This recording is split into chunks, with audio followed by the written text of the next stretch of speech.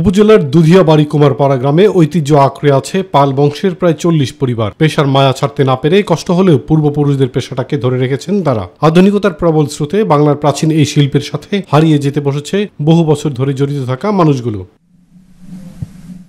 পালবাড়ির উঠান জুড়ে ছড়িয়ে ছিটিয়ে আছে কাদামাটির তৈরি তৈজসপত্র সহ নানা ধরনের খেলনাও। কুমাররা বলেন, নার্সারির ৩০০ টব তৈরি করতে ৩ থেকে ৪ দিন লাগে। বিক্রি হয় মাত্র ১,০০০ থেকে ১,২০০ টাকা। এর মধ্যে কাঁচামাল ও জ্বালানি খরচ থাকায় সব মিলিয়ে পুষিয়ে উঠতে পারেন না তারা।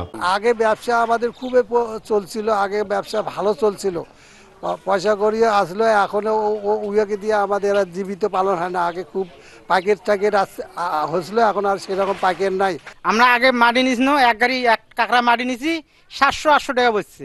এখন এক কাঁকড়া মাটি নিতে যাই 5,000 টাকা খরচ পড়ে। 1200-1300 যদি বিক্রি করি, এলে খরচ হিসেব করে দিই আমাদের 1 টাকাও টেকে না। তা আমরা কিভাবে এভাবে জীবন করো, খালি কোনো মতে জীবন চলতেই যায় না। আমাদের জিনিসের মূল্যায়নগুলো কমে গেছে, আমরা ঠিকভাবে মূল্য পাচ্ছি না।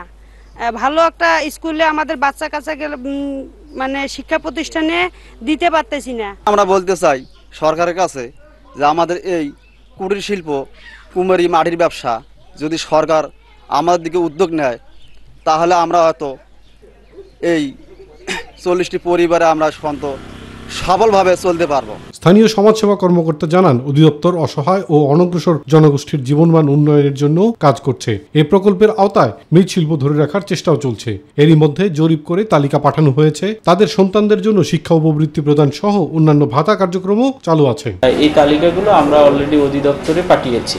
তা আমরা আশা করি যে এর উপর বেসমেন্ট করে যেখানে সংখ্যাটা কি রকম, এই প্রকল্পটা গঙ্গাচড়ায় হয়েছে, পীরগাছায় খুব শীঘ্রই হবে। সমাজসেবা অধিদপ্তরের সুবিধা পেলে কুমারদের দুরবস্থা কিছুটা কমে আসবে বলে মনে করেন স্থানীয় উপজেলা নির্বাহী কর্মকর্তা। উপজেলা পর্যায়ে আসলে খুব বড় পরিসরে করার সুযোগ নেই, এটা একটি বড় সরকারি সিদ্ধান্তের ব্যাপার।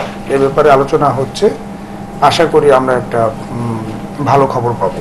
সরকারি পৃষ্ঠপোষকতার মাধ্যমে এই শিল্পকে আধুনিকায়ন করা গেলে বিদেশে রপ্তানি করার মাধ্যমে যেমন বৈদেশিক মুদ্রা অর্জন সম্ভব, তেমনি সুরক্ষিত হতে পারে দেশের কুমার শিল্পের সাথে সম্পৃক্তরা। এমনটাই মনে করেন সংশ্লিষ্টরা।